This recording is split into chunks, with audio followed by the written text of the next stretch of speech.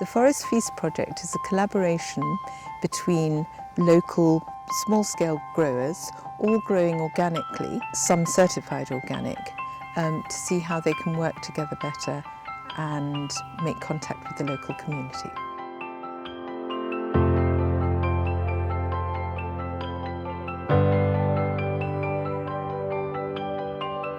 This is Bruntlands Farm in Avis, that's between Elgin and Findhorn, and I rent this commercial-sized polytunnel and some land from the owners of the farm. My main customer is Roots, Fruits and Leaves, so that's the veg box scheme that I set up 4 years ago now. And I also supply the Bakehouse Cafe in Findhorn and the Phoenix shop in the park in Findhorn, and also the pop-up shop, which is really great because I only have the box scheme on a Thursday, and often things are ready for harvest in between. So the pop-up shop is a good outlet for me to have to offer tomatoes, for example, that won't last.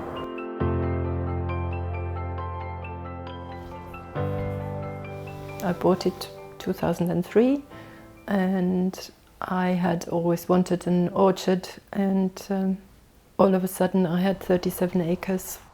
I have rented out 2/3 to a farmer with sheep and another sort of 3 acres to somebody who will grow vegetables. And I got my orchard and I am very happy with it. And it's about 100 trees, which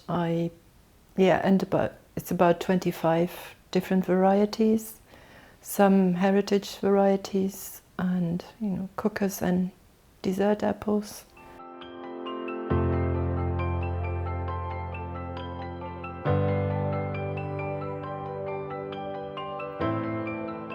Well, it's always been a garden here, Ardguy, and when we first moved here in the early 80s, we moved here with my grandparents and my parents. The garden was a lovely market garden, and Mum and Dad actually gardened organically. And then the bed and breakfast and life kind of took over, and the whole garden just got completely overgrown. There was 6 foot tall ferns and just completely overgrown. So we thought, what we're going to do, so we tried rolling over the ferns with a tractor and driving over it, but they just came back the next year. So it was my mum's great idea actually to get these Tamworth pigs. So we got 4 Tamworth pigs. They basically have ploughed up the land for us, and so the ferns haven't come back in parts of the thing. So all we had to do was lightly rotivate the ground. Come over. Come on. And then last year we decided to start growing some vegetables, and mostly it was because I've got a little boy and he was 3 or 4, and we thought, oh, it'd be nice to show him how to grow veg, and I'm really interested in it but didn't have that much time. And then this year I kind of got my dad back and interested, and so we've sort of gone for a bit more this year. So we've got quite a big patch, and we've grown a lot of potatoes because they're really good at clearing the ground of any other weeds that are there. And we're growing other veg as well.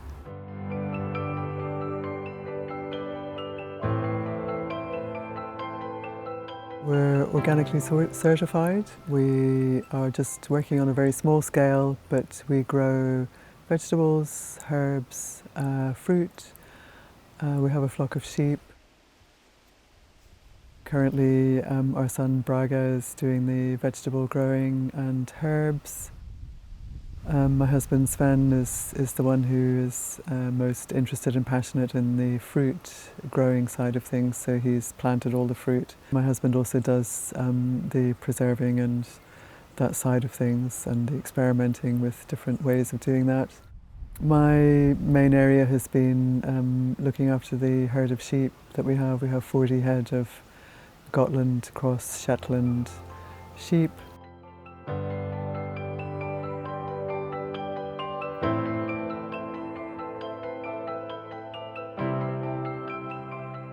The garden and the house can't really be separated because it is the Newbold Trust and they own this asset, which is the land, 7 acres. I think it was 1902 it was built, and it was built for like a couple, and they had 8 gardeners that they hired from the local community, I guess.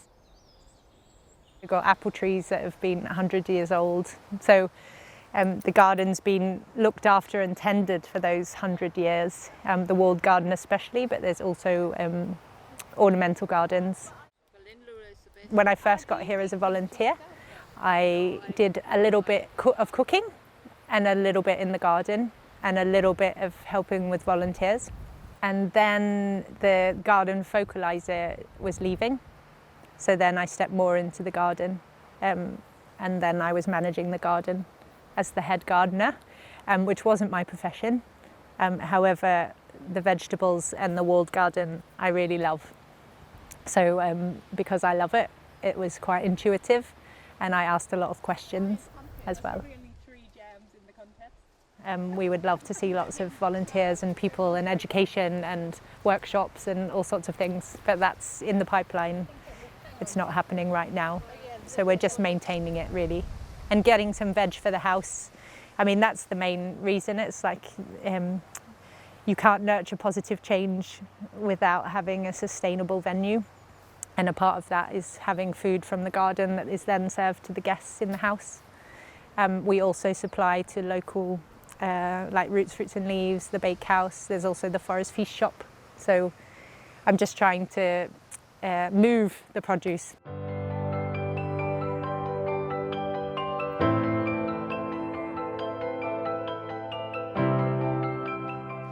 We came here 24 years ago to set up a very small organic enterprise with hens on 5 acres. And during the course of the first year, we rented some more land to do dairy farming and cheese making with cows and goats. And we were certified organic in 1996.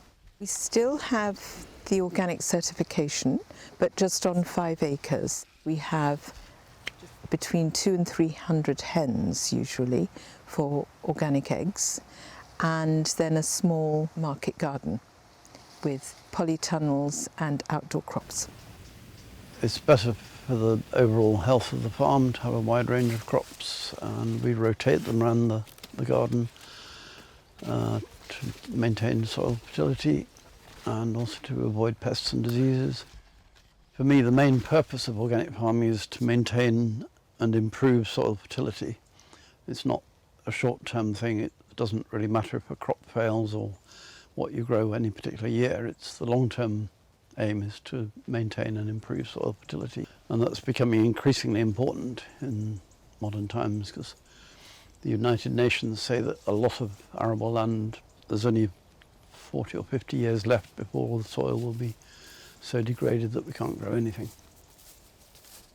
It's about harmony and it's about connectedness. It's not about an individual crop or an individual animal, and it doesn't have any other goals except being true to nurturing the earth, respecting its wildness, which is why we don't have a tidy farm. We have a farm with lots of wild places, so that that balance between pests and diseases that people worry about and the beneficial insects and practices of organic farming can work in harmony. So it's about balance.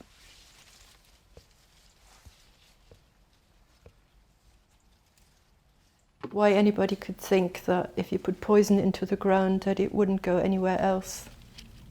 It would just kill the weeds or kill insects or whatever and then vanish. I don't know how that idea got into the world. Of course it will have side effects, and poison is poison. And the depletion of the soil, and I mean the things we kind of all know, but organic should be the conventional. I'd much rather spend an afternoon weeding than having spread chemicals on the ground to prevent weeds. I'd prefer to spend the time weeding. I don't have many problems with insects, pests or anything. If I do get any damage, then I would likely use a garlic spray, which would be organic garlic, and then just hot water initially and then dilute it and spray that on the plants. There is a lot of grassroots under the radar activities around the planet that is little known and seen. There's lots of initiatives of growing in small scales, and this whole permaculture movement that is quite big.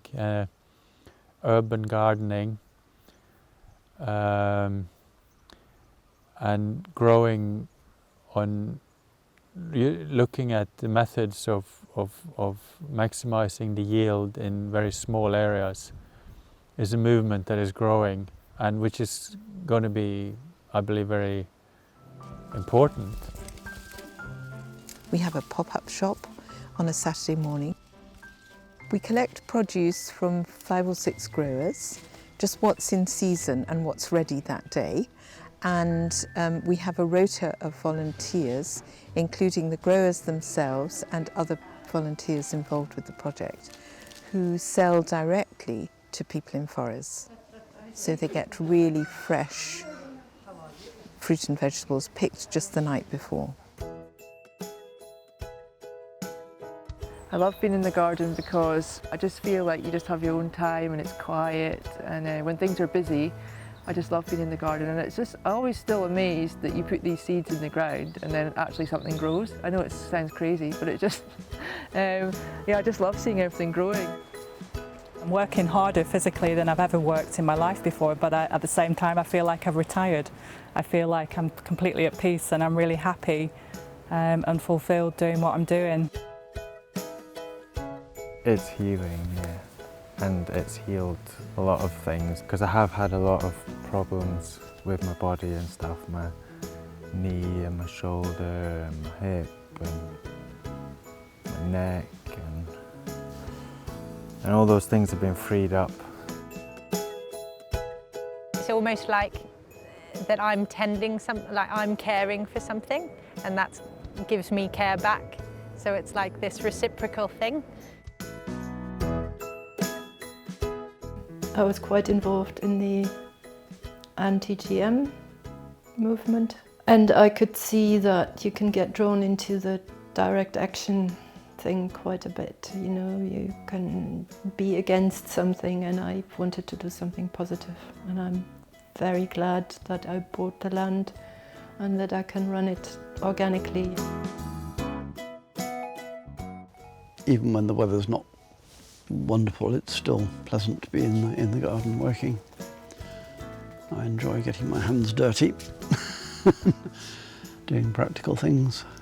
A lot of it's repetitive and boring, but it's in itself. But it's if you see it as part of the whole, then it's great. We're very privileged because we have such a connectedness with the soil, with the sounds of the wind in the trees, the birds singing, the cockerel crowing, and the insects buzzing. So the background to our lives is actually very peaceful and very quiet.